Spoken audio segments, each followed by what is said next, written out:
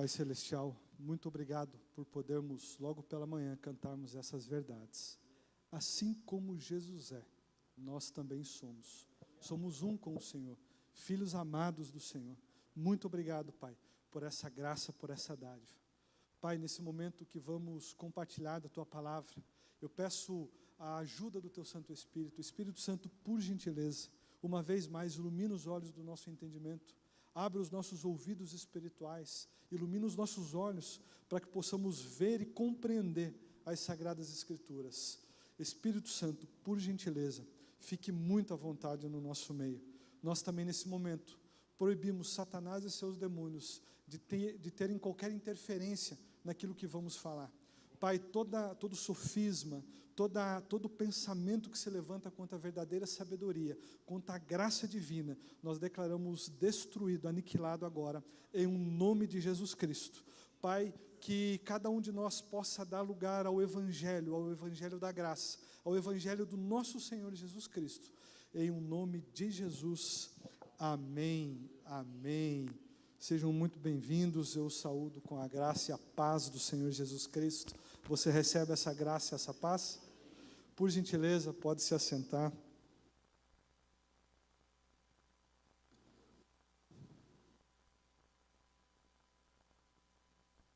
Aleluia. Para mim é uma alegria poder compartilhar com os irmãos um pouco daquilo que Deus tem colocado no meu espírito, no meu coração. E eu gostaria de tratar com vocês hoje sobre um tema chamado A Obra Consumada da Cruz. Então, o título da mensagem que Deus colocou no meu coração essa manhã é A Obra Consumada da Cruz. Hoje nós vamos carregar um pouquinho essa mensagem com um pouquinho mais de teologia. Então, eu espero que vocês tenham trazido o cérebro de vocês, a cabeça de vocês, que a gente vai caminhar hoje um pouquinho dessa forma. A obra de Jesus Cristo, ela é tão relevante, ela é tão importante, que ela foi capaz de separar épocas, gerações. Ela separou o próprio tempo. Existe o antes de Cristo e o depois de Cristo. Normalmente, quando nós nos referimos a antes de Cristo e a depois de Cristo, nós estamos nos referindo quase que única e exclusivamente ao tempo. Ontem nós tivemos uma reunião aqui, onde o pastor Ivo, ele trouxe um devocional que estava lá em Isaías, capítulo 60, se eu não estou enganado, finalzinho do 59, e o capítulo 60, e ele citou isso. Isso aconteceu 600 anos antes de Cristo, ou seja, Isaías profetizou 600 anos antes de Cristo. Então, nós, na maioria das vezes, quando nos referimos a antes e depois de Cristo, nós estamos falando a respeito do tempo. Mas hoje, com a graça de Deus, nós queremos expandir um pouquinho esse entendimento. E nós não queremos tratar da obra de Cristo Jesus apenas como um marco temporal, mas também como um marco intelectual, um marco de metanoia, de mudança de mente, de mudança de compreensão. O que estou querendo dizer é que há um antes e um depois da cruz de Cristo, também referente à forma como nós olhamos a vida, como nós percebemos as pessoas e como nós, principalmente, lemos as Sagradas Escrituras. O que eu estou querendo dizer, quero repetir isso, é que há um antes e um depois de Cristo, que não diz respeito só ao tempo, mas também à forma como nós vivemos, a forma como nós percebemos as pessoas e a forma como nós lemos a palavra de Deus, as Sagradas Escrituras. Por gentileza, abra sua Bíblia em João, no capítulo 19, dos versos 17 a 19. Jesus, carregando Ele mesmo a sua cruz, saiu para o lugar chamado Calvário, ou Gólgota em hebraico. Ali o crucificaram, e com ele outros dois, um de cada lado, e Jesus no meio. Pilatos escreveu também um título e o colocou no alto da cruz. E o que estava escrito era: Jesus Nazareno, Rei dos Judeus. Muitos judeus leram este título, porque o lugar em que Jesus havia sido crucificado era perto da cidade, e estava escrito em hebraico, latim e grego. Aleluia. Vamos pensar então um pouquinho no que esse texto de João está nos mostrando, nos ensinando. A Bíblia nos revela que às 9 horas da manhã de uma sexta-feira, Jesus ele é colocado, ele é pendurado numa cruz. Das 9 horas da manhã ao meio-dia, Jesus ficou ali pendurado. Ali, pendurado naquela cruz, estava um homem santo, puro, perfeito e justo. Ele era o cordeiro sem mácula, sem mancha. Então, das 9 horas da manhã, isso é muito importante, das 9 horas da manhã até o meio-dia, havia um homem santo pregado naquela cruz. Aqui nós aprendemos que a cruz, ela não foi feita para pecadores. A cruz foi feita para quem é santo. Nós vamos chegar lá, calma. Mas das 9 horas da manhã ao meio-dia, estava pendurado naquela cruz, naquele madeiro, um homem santo, que nunca, em nenhum momento da sua vida, do momento que havia nascido até aquele momento, havia cometido sequer um pecado. Nenhuma mentirinha, nenhuma travessura, nada, absolutamente nada. Um homem santo pregado naquela cruz. Ao meio-dia, Deus Pai, ele pega todo o pecado da humanidade. E todo o pecado é literalmente todo o pecado. Não eram os pecados cometidos até aquele momento. Eram os pecados do passado, do presente e do futuro. Ele pega todo esse pecado da humanidade e ele coloca sobre Jesus Cristo. Então, ao meio-dia, Deus Pai, ele coloca todo o pecado da humanidade sobre Jesus. Jesus, ao meio-dia, ele morre pela primeira vez. Ele morre espiritualmente. Abra sua Bíblia, por gentileza, em Mateus 27, dos versos 45 e 46. A partir do meio-dia, houve trevas sobre toda a terra. Jesus clamou em alta voz, dizendo: Eli, Eli, lema sabachthani. Isso quer dizer: Deus meu, por que me desamparaste? Jesus, ele tem a sua primeira morte, que é uma morte espiritual. Ele morre espiritualmente. Como assim? Naquele momento, Deus, ele coloca todo o pecado da humanidade sobre Jesus. Nós acabamos de ler que havia trevas sobre a face da terra, no momento que Deus faz isso. Jesus, ele morre espiritualmente, porque a própria Bíblia nos ensina que a alma daquele que pecar, essa morrerá. O apóstolo Paulo nos ensina em Romanos 6:23, que o salário do pecado é a morte. Então Jesus, naquele momento, ao meio-dia, ele morre a primeira vez espiritualmente. Ele chama Deus pela primeira e única vez de Deus. Até aquele momento, Jesus ele só se referia a Deus, chamando Deus de Pai, meu Abba, meu Paizinho. Ele só chamava Deus dessa forma.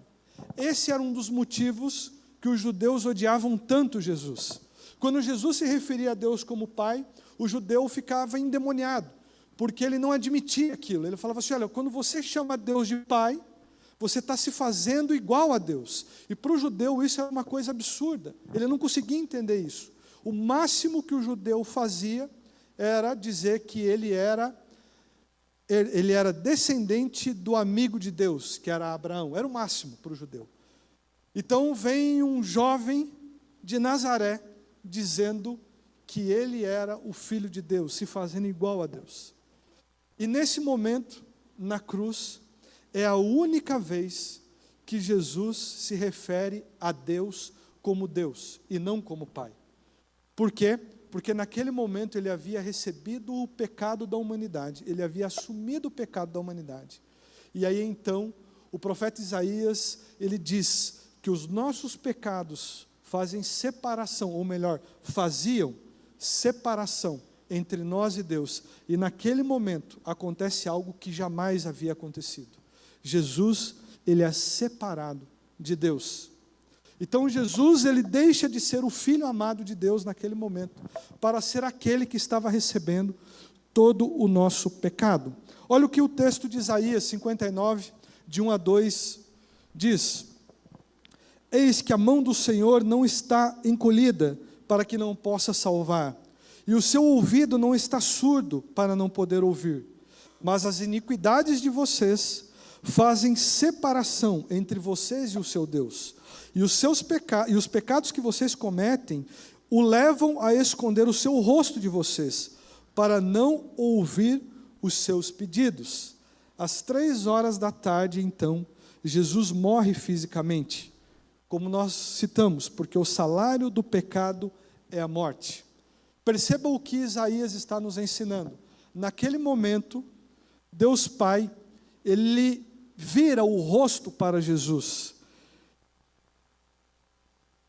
E os pecados que vocês cometem o levam a esconder o seu rosto, o rosto de Deus, de vocês, para não ouvir aos seus pedidos. Então, às 15h, depois disso acontecer, Jesus morre fisicamente, porque então o salário do pecado é a morte. Ezequiel 18:4. Eis que todas as pessoas são minhas, assim como a pessoa do Pai, também a pessoa do Filho é minha. A pessoa que pecar, essa morrerá. Ou em algumas traduções, a alma daquele que pecar, essa também morrerá. Romanos 6:23. Porque o salário do pecado é a morte, mas o dom gratuito de Deus é a vida eterna, em Cristo Jesus, nosso Senhor. Então, às 15h, Jesus, ele morre pela segunda vez. Ele morre fisicamente. Das 9h até o meio-dia, um santo, um justo, um reto pregado naquela cruz. Ao meio-dia, os pecados da humanidade são colocados sobre ele. Jesus morre a primeira vez. Às 15h, ele então, um pecador, morre pela segunda vez, porque ele recebe no seu corpo o salário do pecado, que é a morte. Abra sua Bíblia, por gentileza, em João 19, 28 a 30. Quando Jesus, ele vai entregar o seu espírito, ele vai morrer fisicamente, às 15h, ele faz uma declaração muito poderosa. Depois, vendo Jesus que tudo já estava consumado, que tudo já estava pronto, para que se cumprisse a Escritura, disse: tenho sede. Ou seja, a fonte de águas vivas teve sede.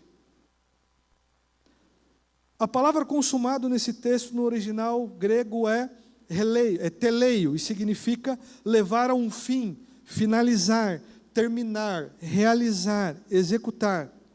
Estava ali um vaso cheio de vinagre. Embeberam de vinagre uma esponja e, fixando-a num caniço de isopo, aproximaram a esponja da boca de Jesus. Quando Jesus tomou o vinagre, disse: tetelestai, está consumado. E, inclinando a cabeça, entregou o seu espírito. Jesus morre a sua segunda morte, a morte física. Só que antes de morrer, ele faz uma declaração linda. Ele diz: tetelestai, está consumado, está feito, está pronto. Mas o que é que Jesus consumou? O que é que ele terminou? Que obra é essa que ele finalizou? O que significa tetelestai? O que significa está consumado? Adão, quando peca, ele introduziu o pecado no mundo desobedecendo. Jesus introduziu a paz com Deus obedecendo.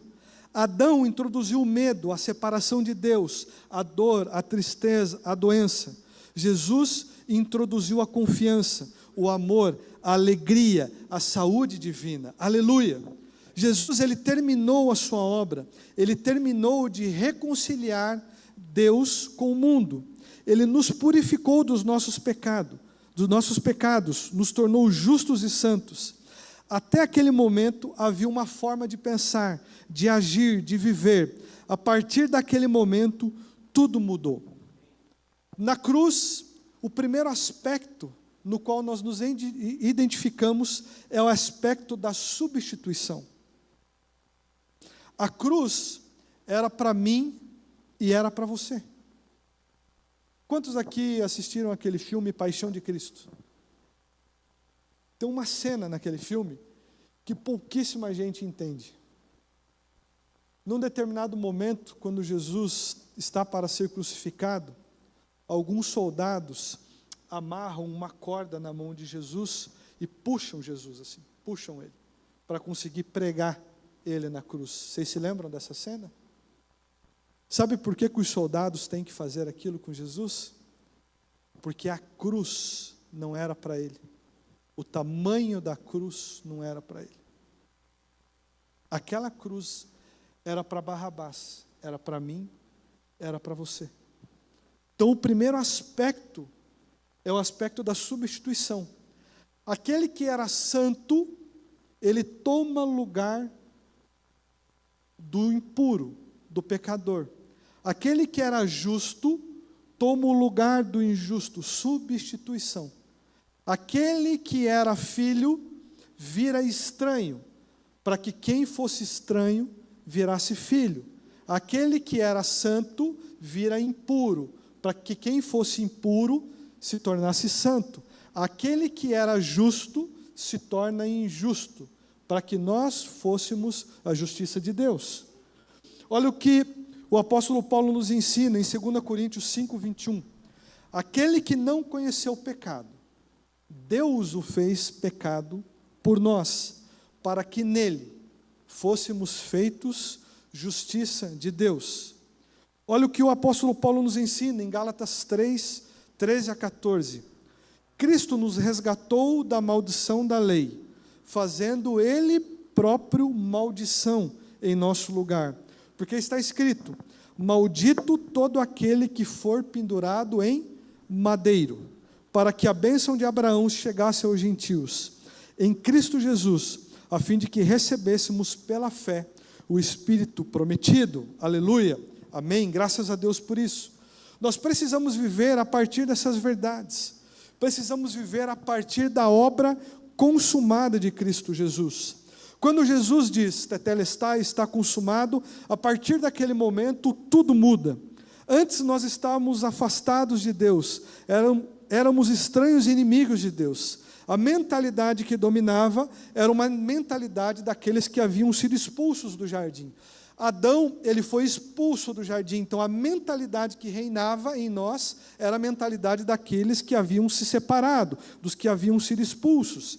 Mas agora em Cristo Jesus, nós estamos juntos de Deus novamente, nós somos filhos amados dele, e a mentalidade que deve dominar é a mentalidade de filho, de herdeiro. Agora nós temos um reino, um pai que nos ama e um irmão mais velho, que fez tudo para nós. Aleluia. Em algum momento, esse pensamento, ele foi contaminado. Eu me refiro ao pensamento, à verdade, de que Jesus já fez tudo. Se Jesus declarou tetelestai, está consumado, é porque a partir dali, não havia mais absolutamente nada para ser feito. A obra de Jesus é suficiente e é perfeita. Nós não precisamos fazer absolutamente nada. Mas em algum momento, entrou um pensamento dentro da igreja que contaminou essa verdade. E essa situação não é uma situação nova. Se você se debruçar sobre a carta de Paulo aos Gálatas, você vai perceber que o apóstolo Paulo, ele já tratava desse assunto na carta. Ele havia pregado aos Gálatas. E Paulo, nessa carta, ele fala de que existe somente um evangelho a ser pregado, que é o evangelho da graça de Deus. E que em algum momento, esse evangelho que ele havia pregado, foi contaminado. Algumas pessoas que eram da circuncisão, foram até essa igreja que Paulo havia fundado na Galácia, e começaram a impor sobre essas pessoas, que haviam de bom grado recebido o evangelho da graça, regras, costumes, que não faziam mais o menor sentido. Começaram a contaminar a verdade de que Jesus Cristo e a sua obra são suficientes. E começaram a dizer, olha, está tudo certo, você foi salvo em Cristo Jesus, mas você precisa ser circuncidado. Mas você precisa guardar os dias. Mas você precisa observar as festas. Mas você precisa cuidar do nosso calendário judaico. Eles foram anexando regras, costumes, a obra perfeita de Cristo Jesus. Como se Jesus Cristo precisasse de alguma ajuda. Como se a obra dele precisasse de alguma reforma, precisasse de algum puxadinho, precisasse de alguma meia-água, precisasse de algo. Vocês estão entendendo o que eu estou falando? Não é precisasse de uma ajuda. Como se Jesus não fosse suficiente. Como se a obra dele não fosse perfeita. Eles começaram a contaminar o pensamento de que Jesus Cristo é suficiente. Tudo aquilo que Deus faz em amor. Deus não faz nada através do ódio. A obra de Cristo Jesus, ela não é imposta. Nós não podemos obrigar ninguém a receber. Esse é outro aspecto muito importante da obra de Jesus Cristo de Nazaré. Ao mesmo tempo que nós não conseguimos obrigar ninguém a receber a obra, porque é uma obra feita em amor, nós também não conseguimos conquistar essa obra.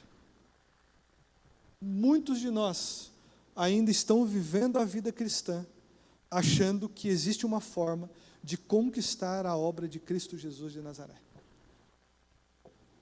Vivendo de uma forma onde os nossos atos de bondade e de justiça não são atos feitos em amor. São atos que, de alguma forma, tentam comprar um crédito diante de Deus. Olha, a minha salvação veio por intermédio de Jesus Cristo de Nazaré. Mas daqui para frente é comigo. Eu tenho que fazer o bem para ser aceito diante de Deus. Eu tenho que dizimar, eu tenho que ofertar para ser abençoado. Eu tenho que pagar um preço para ser aceito diante de Deus. Eu tenho que subir um monte, eu tenho que orar no monte, eu tenho que fazer isso, eu tenho que fazer aquilo, eu tenho que fazer aquele outro, para ser aceito diante de Deus, para ser abençoado por Deus. Isso é tentar ajudar Jesus Cristo na obra dele. Isso é dizer que a obra de Cristo Jesus não é suficiente, que Jesus Cristo precisa de ajuda para nos abençoar. Olha o que Paulo nos ensina em 1 Coríntios, capítulo 15, verso 57.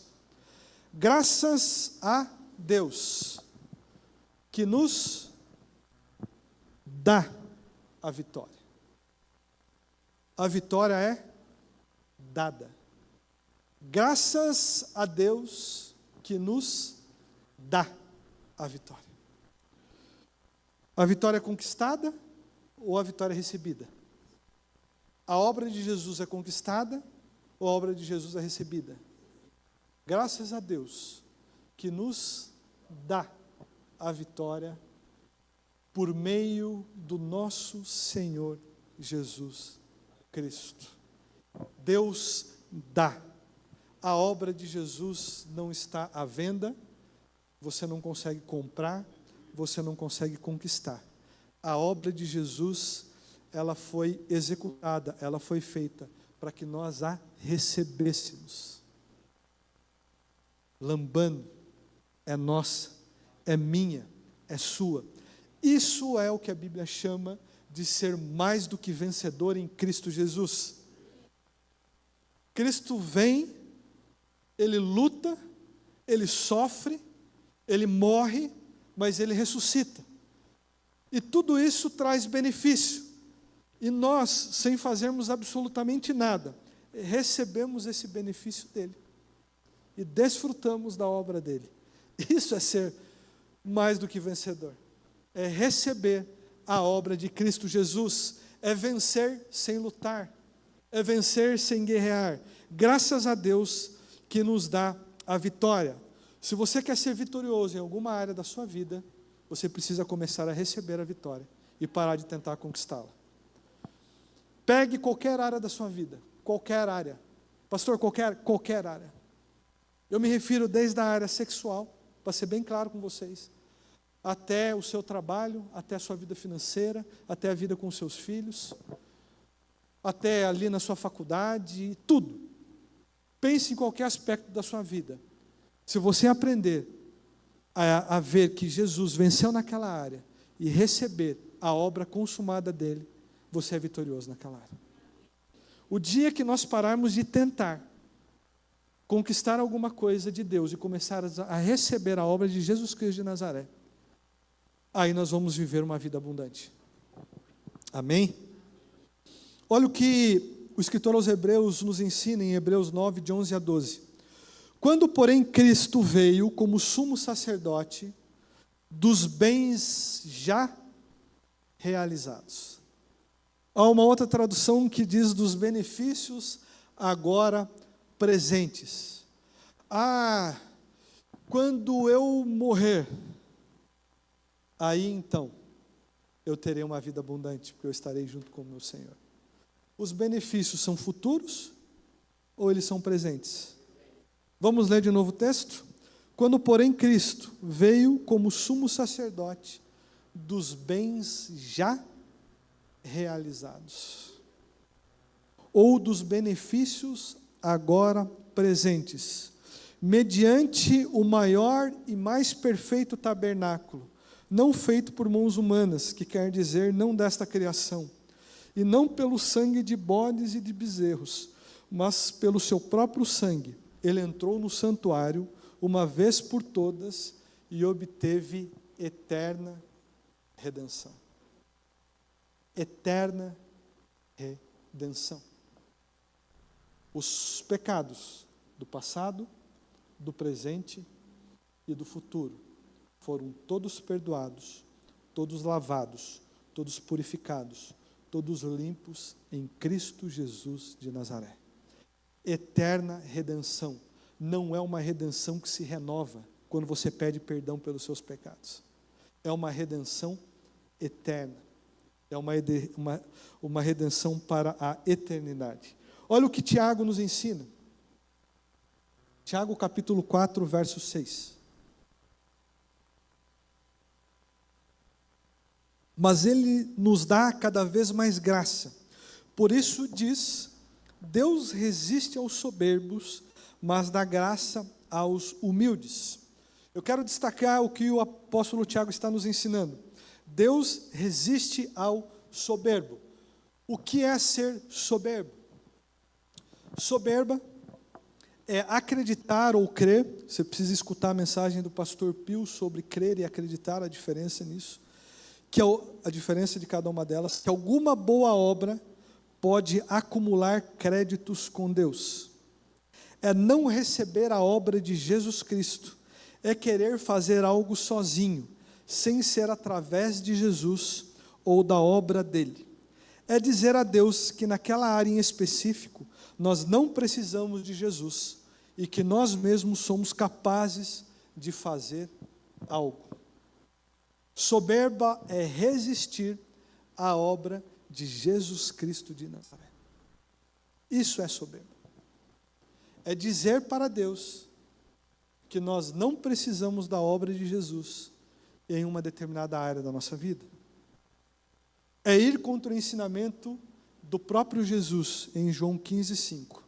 Eu sou a videira, vocês são os ramos.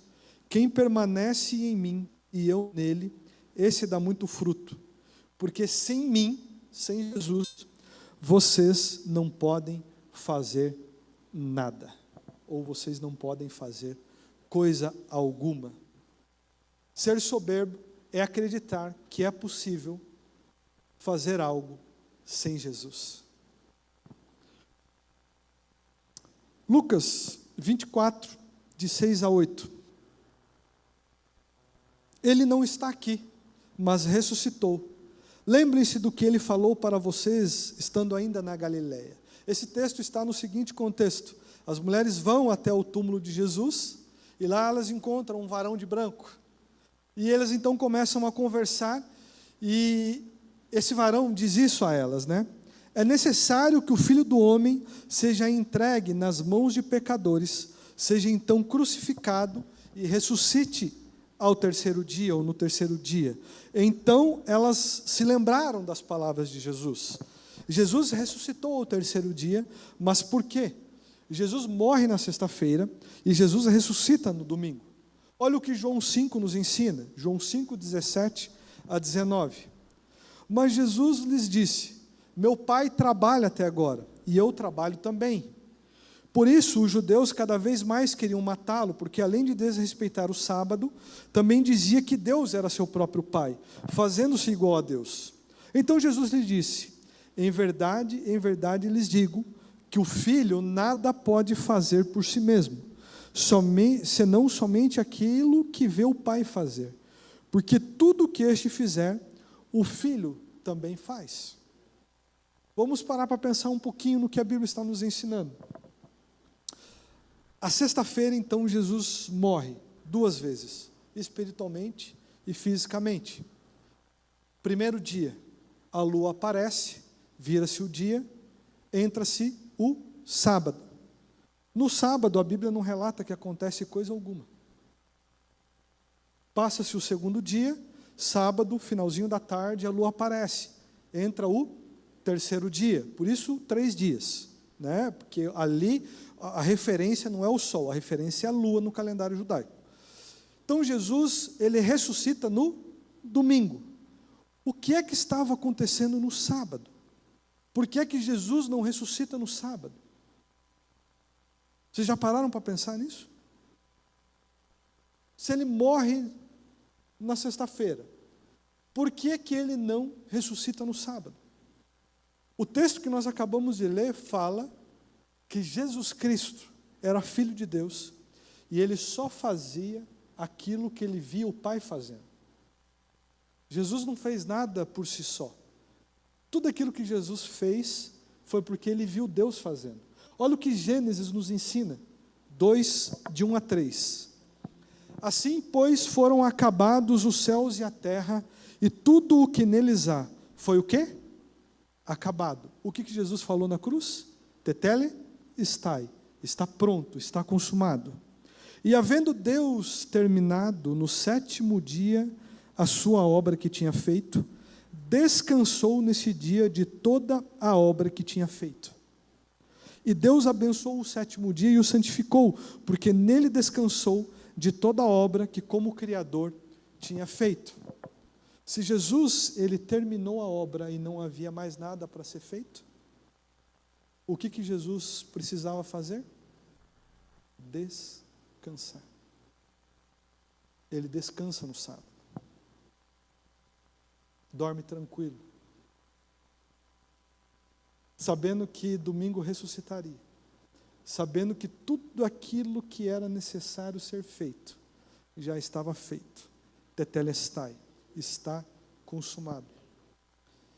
O que eu estou querendo dizer para vocês é que se nós vivemos a partir da obra de Jesus Cristo de Nazaré, Deus não nos fez para trabalhar, Deus nos fez para descansar.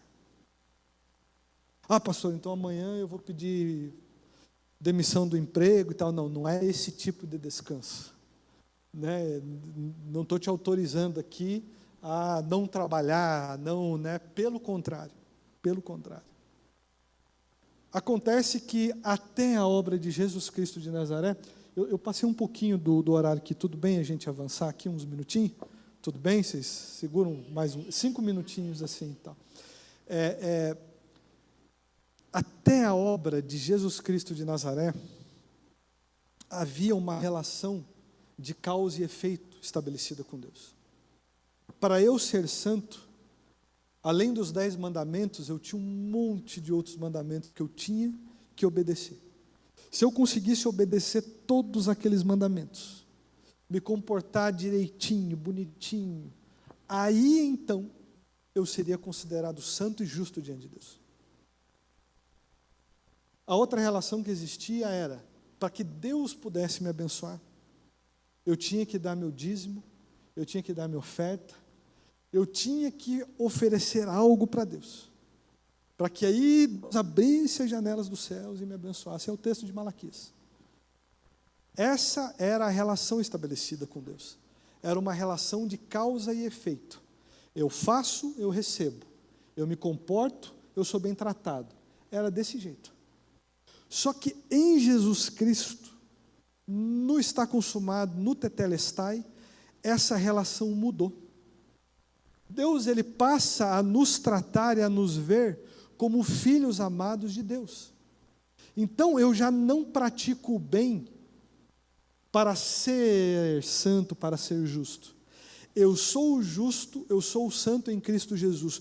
Por isso eu pratico o bem. Por isso eu amo.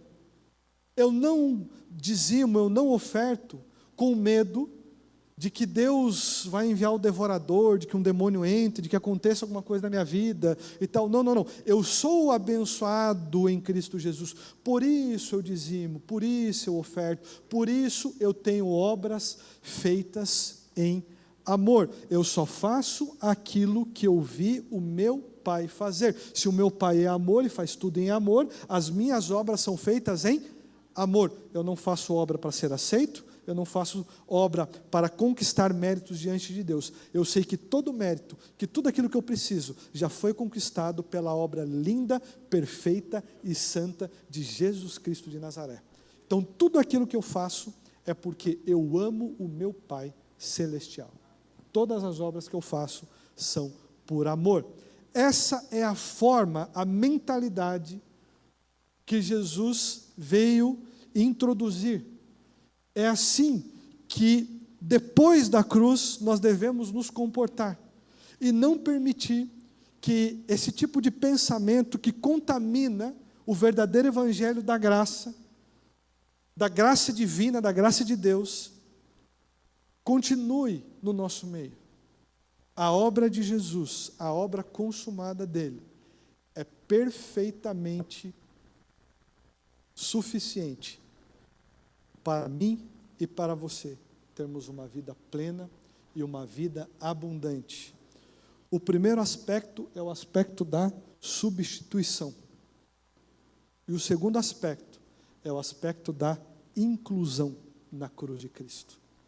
Lembra que eu falei que a cruz não foi feita para pecador? A cruz foi feita para santo? Se eu sou santo, como Jesus é santo, então a cruz é para mim. Como assim, pastor? Precisa morrer de novo? Não, não, não. A nossa cruz é fazer a vontade daquele que nos enviou. Nós não somos mais expulsos, nós somos enviados nesse mundo. Jesus não foi expulso de nada, Jesus foi enviado a esse mundo. Então, a nossa cruz, quando Jesus fala, aquele que quer me seguir, aquele que quer ser o meu discípulo, pega a sua cruz e siga-me, Jesus não está falando de sofrimento. Ele, Jesus, já sofreu para que nós tivéssemos uma vida abundante. O que Jesus está falando ali é, olha, há uma vontade que é boa, agradável e perfeita. Essa vontade é a vontade do nosso Pai Celestial. Tome a sua cruz, negue a si mesmo, negue a sua vontade, que não é boa, que não é perfeita e que não é agradável. E aí, então, viva uma vida abundante. Então, o primeiro aspecto, o aspecto da substituição. E o segundo aspecto é o aspecto da inclusão. Eu me vejo na cruz de Cristo Jesus, fazendo a vontade do nosso Pai Celestial em amor. Se o grupo, esqueci de chamar o grupo de louvor, pode subir agora. Passei 7 minutos aqui do horário, agradeço a paciência de vocês, peço que vocês coloquem em pé, por gentileza. Eu quero orar, e depois de orar, nós vamos cantar um louvor a Jesus Cristo de Nazaré, porque Ele é digno de receber toda a honra, toda a glória e todo o louvor. E aí então nós consideramos o culto encerrado. Pai, muito obrigado pela Tua palavra. Obrigado pela forma tão linda, tão maravilhosa como o Senhor tem cuidado de cada um de nós. Pai, como é bom saber que o Senhor só age em amor. Pai, que o Senhor não tem nada a ver com aquilo de ruim que acontece nesse mundo. embora tantas pessoas tentem colocar isso na sua conta, Pai. Pai, obrigado, porque a única coisa que nós precisamos fazer é receber esse amor com o qual o Senhor nos amou em Cristo Jesus. Obrigado, Jesus, pela tua obediência, obrigado pela tua morte de cruz, obrigado pela tua ressurreição, obrigado pela tua obra linda, perfeita, maravilhosa. Nós recebemos a tua obra na nossa vida. Ela completa em todos os aspectos, nos aspectos espirituais, nos aspectos materiais. Recebemos tudo aquilo que o Senhor tem nos dado. E Espírito Santo, por gentileza, que o Senhor nos conduza em vida abundante, vivendo de acordo com a vontade e com o desejo do nosso Pai Celestial. Por gentileza, Espírito Santo, nós te agradecemos em nome de Jesus Cristo de Nazaré. Amém. Permaneçam abençoados.